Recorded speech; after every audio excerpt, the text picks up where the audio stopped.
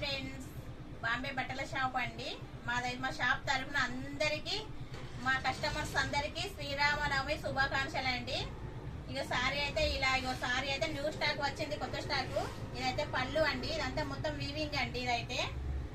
ఇది మొత్తం వీవింగ్. ఇది మెంతి గ్రీన్ అండి. ఇది సారీ అయితే మెంతి గ్రీన్, ఇక ఇలా థిక్ గ్రీన్ తోటి మంచి బార్డర్ వచ్చిందండి. ఇదంతా వీవింగ్ అండి.